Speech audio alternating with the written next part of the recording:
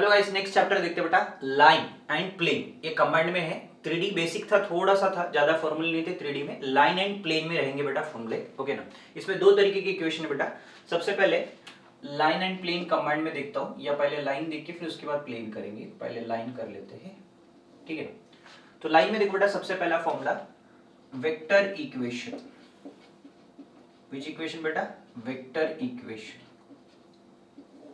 Vector equation में क्या है? सबसे पहले formula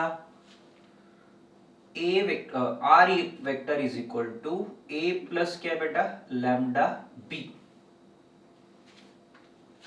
are is equal to A plus lambda B, ठीक है ना। और कई बार ऐसा होता है कि अगर आपको समझो दोनों भी पोजीशन वेक्टर दिए हैं, तब अपन क्या निकालते हैं बेटा? Formula A vector is equal to lambda B minus A बोल के लिख सकते हैं, ठीक है। दूसरी बात, कार्टेशियन इक्वेशन। क्या बेटा दूसरा वाला? Cartesian equation. कार्टेशियन में भी दो रहेंगे बेटा फॉर्मूले इसके, ओके। तो अगर कार्टेशियन इक्वेशन मतलब एक्स वाई के फॉर्म में आता, x minus X one upon A one, Y minus Y one upon B one. B one लिखने की गरज नहीं, अगर दो लाइन दिए तो लिख सकते हो। z minus Z one upon C. ये किसका फॉर्मूला बेटा? कार्टेशियन इक्वेशन का। एक पासिंग थ्रू पॉइंट और दूसरा रेशियो दिए तो ये वाला फॉर्मूला यूज करना, ठीक है। अगर समझो दोनों भी पासिंग थ्रू पॉइंट दिए, दोनों भी पासिंग थ्रू पॉइंट, जैसे कि x1 y1 z1 दिया है और x2 y2 और z2 दिया है, तब ये वाला फॉर्मूला यूज करना। क्या यूज कर सकते हैं? x minus x1 upon x2 minus x1, y minus y1 upon y2 minus y1, z minus z1 upon z2 minus z1, okay. अगर समझ लो दोनों भी पासिंग थ्रू पॉइंट अगर देते तो ये वाला फॉर्मूला अपन यूज कर सकते हो। किसमें बेटा? कार्टेशियन इक्वेशन, ठीक है। दूसरी बात, नेक्स्ट इसके बाद जो फॉर्मूला आने वाला बेटा, शॉर्टेस्ट डिस्टेंस। क्या बेटा दूसरा वाला फॉर्मूला? Shortest distance. तो इसमें दो तरीके रहेंगे शॉर्टेस्ट डिस्टेंस के, ओके। पहला वाला है बेटा वेक्टर इक्वेशन। कार्टेशियन का फॉर्मूला पढ़ने की गरज नहीं। कार्टेशियन को अपन कैसे बेटा? वेक्टर में लिख के फिर वो वाला फॉर्मूला लगा सकते हैं। एक ही फॉर्मूला याद रखे तो बस है, डबल डबल याद रखने की गरज नहीं। तो सबसे पहले देखो बेटा, वेक्टर में क्या क्या रहेगा बेटा? R is equal to A one plus lambda B one, ये पहला इक्वेशन। दूसरा A two plus mu B two, ये कौन सा वेक्टर इक्वेशन होगा, ठीक है। तो इसका फॉर्मूला क्या लगेगा बेटा आपको? D is equal to mod A two minus A one dot B one cross क्या बेटा?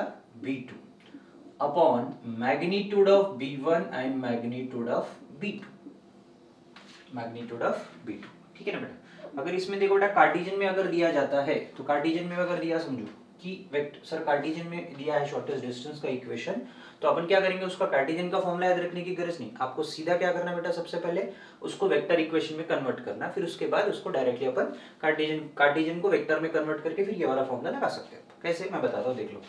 x minus X one upon A one, Y minus Y one upon B one, z minus Z one upon C one, x minus X two upon A two, y minus Y two upon B two, और z minus Z two upon C two, ठीक है ना। अब समझो ये Cartesian में है, इसका शॉर्टेस्ट डिस्टेंस निकालना, सेम फॉर्मूला लगा सकते हैं, बट इसको लिखने का तरीका देखो बेटा।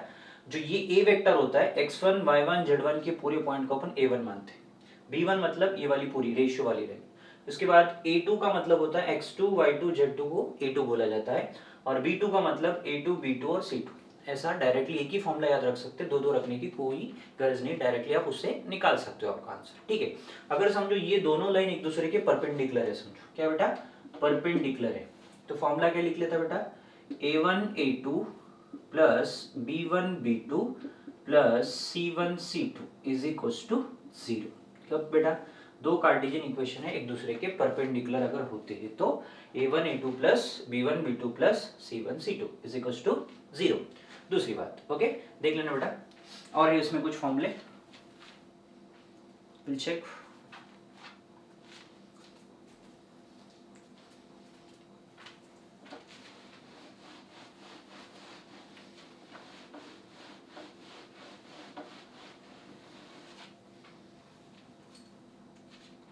नेक्स्ट देख लेना बेटा, दूसरा वाला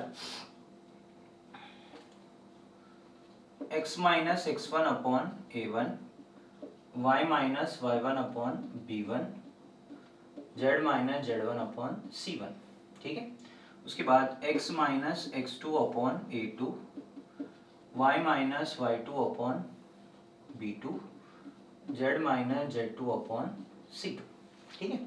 तो यहाँ पे क्या होता है बेटा, मेन बात कि ये दो लाइन एक दूसरे के इंटरसेक्ट है, इंटरसेक्टिंग क्या बोल रहा है बेटा, each other, intersecting each other जब बोलता है तब फॉर्मूला क्या लगेगा बेटा अपना, एकदम सिंपल सा फॉर्मूला, इसमें से कोई एक वैल्यू मिसिंग रखती है, x2 minus x1, y2 minus y1, उसके बाद z2 minus z1, a1 b1 c1, a2 b2 c2 is equal to क्या आता है बेटा, 0। मतलब ये दो लाइन एक दूसरे के इंटरसेक्ट है या नहीं चेक करने के लिए ये फॉर्मूला है, दोनों लाइंस, ठीक है। इसमें दूसरा एक आता है बेटा, फुट ऑफ द परपेंडिकुलर और length of the perpendicular, length of the perpendicular, ठीक है। लेंथ ऑफ द परपेंडिकुलर मतलब कैसे, आपको एक पी पॉइंट देके रहता है और एक लाइन देके रहती है, पी पॉइंट और यहाँ पे x minus x1 upon a, y minus y1 upon b, z minus z1 upon c, और यहाँ पे एक m पॉइंट रहता है, इसी को फुट बोला जाता है। इसकी दोनों को pm इस परपेंडिकुलर डी करे तो अपने को m की वैल्यू निकल जाती। उसके बाद वो m निकलने के बाद अपने को क्या करना है, pm length of the perpendicular, length का फॉर्मूला क्या आता है बेटा, under root of x2 minus x1 का whole square, y2 minus y1 का whole square plus z2 minus z1 का होल स्क्वायर, ठीक है। ये लिख सकते बेटा लेंथ ऑफ द परपेंडिकुलर, मतलब दोनों के बीच का डिस्टेंस निकालना है, किसके बेटा, m और p के, पहले m निकालना पड़ेगा इसके साथ, फिर उसके बाद pm करना पड़ेगा, उसी को अपन क्या बोलते हैं, लेंथ ऑफ द परपेंडिकुलर बोला जाता है, ठीक है। दूसरी बात आती है angle between line, angle between line, अगर समझो दो लाइन जो है वेक्टर की इक्वेशन देके है तो उसका एंगल कैसे निकाले, कैसे देख लो बेटा, r is equal to A vector plus lambda B vector, ठीक है, या a1 b1, r is equal to a2 plus lambda b2, ठीक है।